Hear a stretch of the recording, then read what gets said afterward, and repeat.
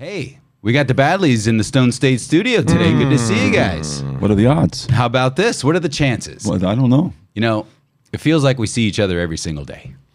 And that's because we almost do. Isn't What are that they- fun? That's fun. Do they say pert near? Pert near. Pert near every day. They say that? Yeah. Huh? Pert near. We got Brett Alexander in the studio, Paul Smith with the Badlees, talking about the big show at Front Street Station, Saturday, November 29th. We all ready to go? Yes, we are. Yeah. So what can we expect from this show at Front Street Station? I know we talked a little bit. Well, we're going to do, about- this one's a little different because we're going to do two sets.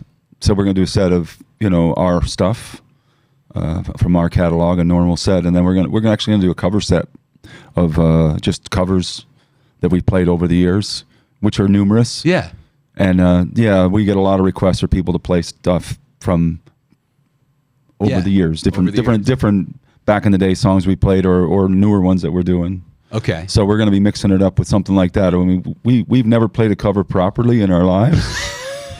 It always amazed. What about Heat Miser? We didn't play that properly at all. We have never played that the same way Twice. Yeah. We never have. And there's no solo section in it. So Okay. And I don't even think all five of us had played it the same way twice. No. I mean, I meant No. like if we No, individually. if we play it collectively, of the five people, they're not playing the same song. Because you play a song once a year, twice a year, Sure. you forget. Is this? And gonna we be- don't. So with that being said, is Heat Miser going to make it on the list? I mean, Yeah, it it'll is be the there. holiday. It'll be there. Okay. It'll be there. All right, good. But the Badleys are like, we're like one of those bands that like we don't like to sound check because we're afraid that a rehearsal might break out. You know what I mean? understand. Something like Sure. that. Yeah. Yeah. I understand. I understand. So with a set list like this, with a cover set list, do you have something in mind, or will you create something that day? Oh, we'll probably create it before that day, I hope, because You some gotta of the learn the songs song. we play, Brush some of the up. songs we're playing, we've played less than once a year. We haven't played this decade. So, and of course, right now we don't know what those songs are at all. But things, it's like riding a bike. You remember. Do you enjoy playing at Front Street Station? I know, like the stories that were told, when you guys are here doing the recordings at 8 Days a Week Studios, and back in the day when the Badleys were actually formed right here in this studio. Yeah. You guys would frequently go down to Front Street Station. We did. Yeah, and had some good times down there, I'm sure. We used to. We had different routines. Okay. Routines. There was some routines that went on, and there were usually like wings weren't like hot wings weren't as popular back in that day as they are today. You know what I mean? That was a little bit more of a novelty. Okay. And so we get wings. We get like a plate of wings or something and a bunch of beers, and we used to get like shots of Sambuca and a little plate of jalapenos, right? And then you like dip the jalapenos in the Sambuca and light it on fire. Oh, yeah. Yeah, and then go out and jump the train, And then jump trains. which we did as well. Yeah, that I do not recommend. No. There was one time that our road manager went flying over my head that I was hanging on to a ladder on a train that was moving pretty good clip.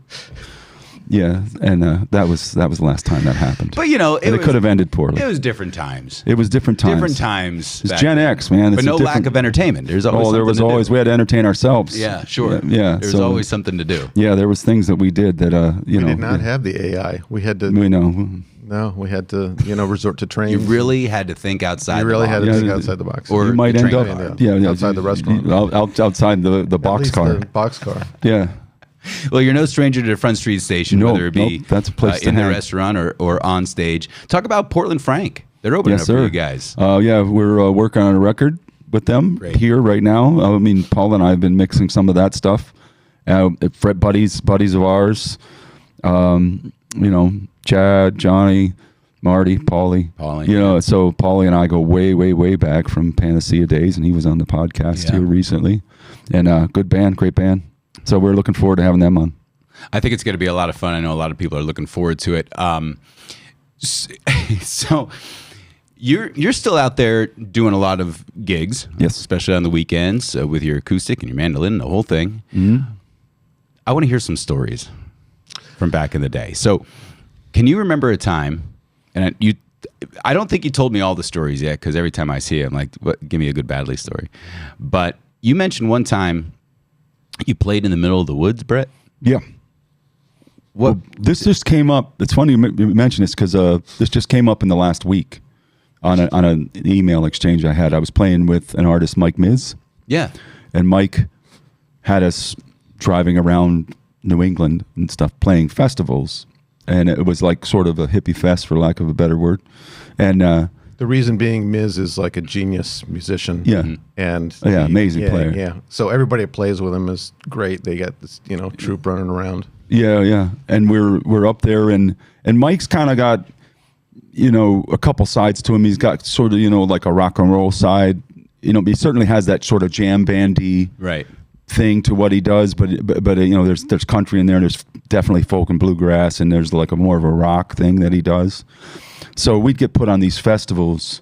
We could play a lot of different kind of places, venues. And we went up to this hippie fest. I think it was in Massachusetts. Okay. I'm going to say that's where it was. And we're like, we pull up into this field and just park, and some guy who I think was on drugs, he comes out, and he with a pickup truck, and he picks us up, right? And of course we get in the pickup with our gear, and he just drives us down into this gully, right down, and there's some people there. There's people there, and he drives us down to this gully to this little wooden bridge that like goes into the darkness, out into the woods. In the middle of the woods. Into the woods. So I have a Fender Twin, which anybody that knows, like is a big heavy amplifier. But it needs power too. It needs power, yeah.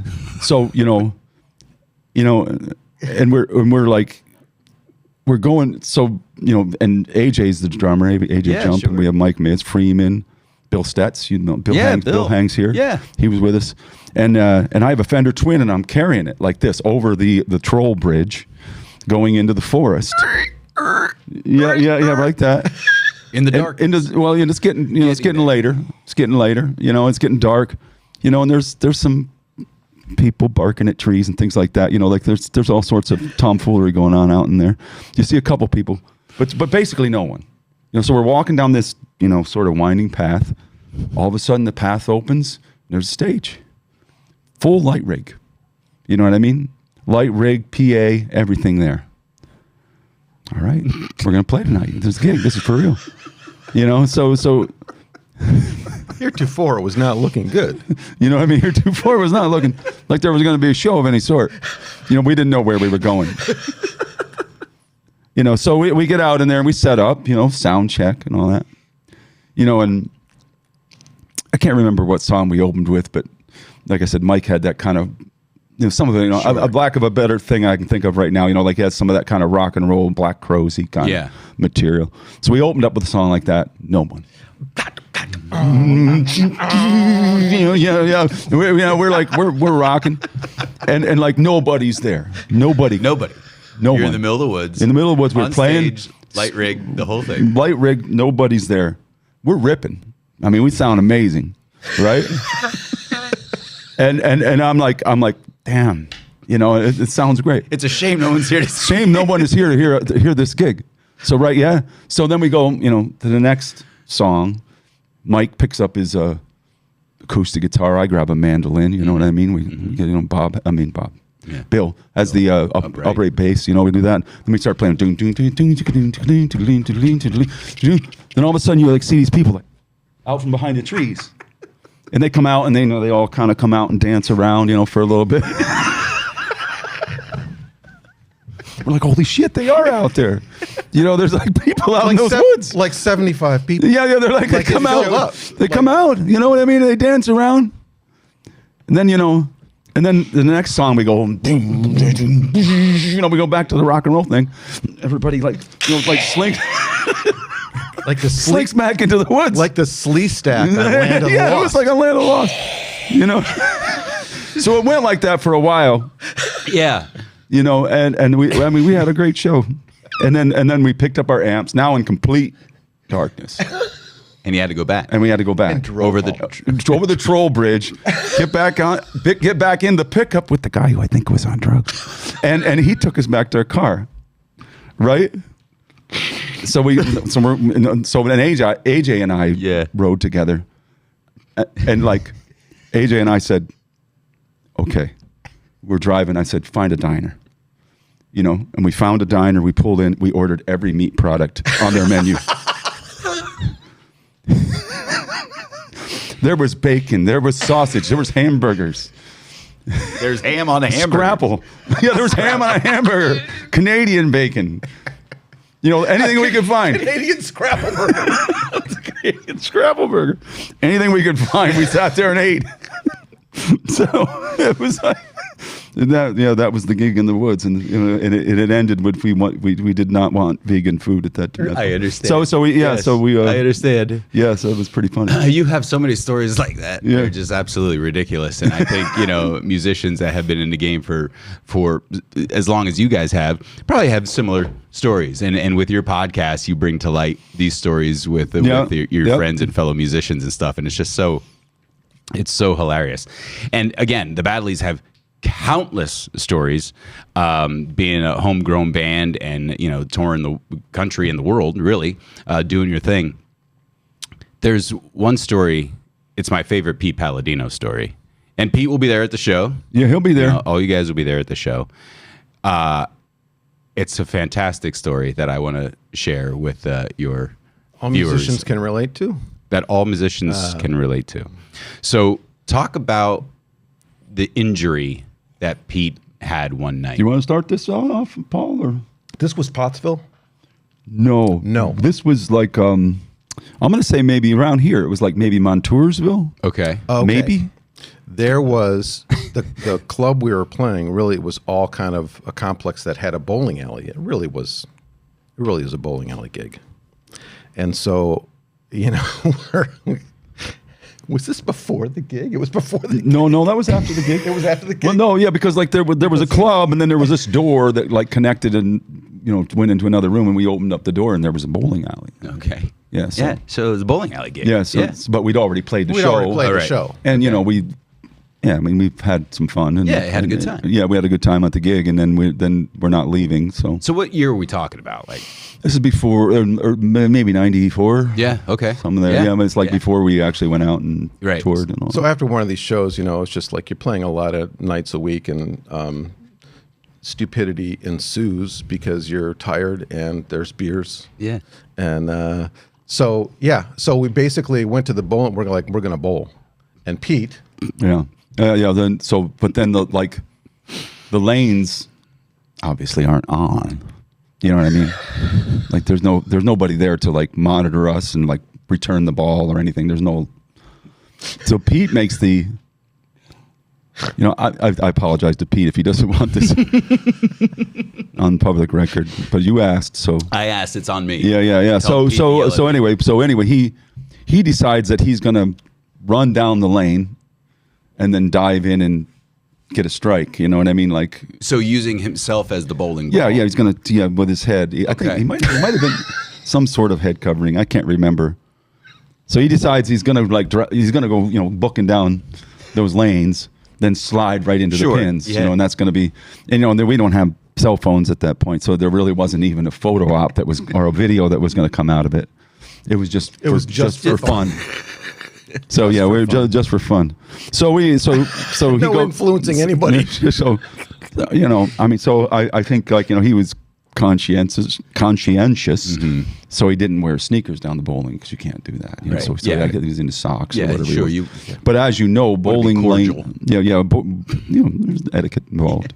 So as you know, there's the bowling lanes are slippery. Yeah. Got oil on them. Yeah, they do. So he's running down. Yeah. So he runs down, and he gets fairly close to the pins, and he goes into his dive, right? And his legs just go out from under him, and boom, and he lands like right on his chin, right squarely on his chin. I don't know if he actually hit the pin. I might have missed the pins completely. Did he hit them? not hit a pin. I don't remember if he hit them or not. But the point was he like gashed open his chin. Yeah. So there's Pete, chin gashed open, Yeah. and they got a bar rag, holding him, and he, and this is like, long-haired Pete, in the mid-90s, with his bar rag, and they take him down to Evan, which is the hospital in Lewisburg. Sure. Drive him down there. And the kick in the teeth in this story was the end of it, you know, because it was like he's sitting there and they're like, you know, they're gonna stitch him up, and he's like, they're asking him, their name, blah blah blah, you know, whatever, you know, address, phone number, blah blah blah, Occupation, and then finally they go, yeah, occupation, and Pete looks up and says, I'm a musician. And the nurse looks at the paper and goes, unemployed. Unemployed. So at the end, homeless, lives with And- girlfriend. yeah, Yeah. no money to pay hospital bills. What's your occupation? Musician. And she writes down unemployed. Yeah. Just yeah. one of the thousands. Yeah, of thousands stories of things that go on. Yeah. On the road. It's going to be super fun. November 29th at Front Street Station. A lot of people are going to be attending the show. And it's kind of like a home for the holidays kind of celebration. A lot of family and friends in one room. And it's going to be really lovely, really nice. Yeah. And I'm looking forward to being there. And I'm looking forward to the cover set. And, of course, the original set as well. And you get your tickets by contacting Fisher Promotions. You can get your tickets on eventbrite.com or go old school and just go down to Front Street Station and purchase your tickets that way. Yeah. I'm looking forward to it. Saturday, November 29th, Badlees Homecoming Celebration. Let's do it again. I'm looking forward to seeing everybody out there. We'll be there. All right. Thanks for tuning in, friends. Thanks, Badlees. No, thank you. Thank you.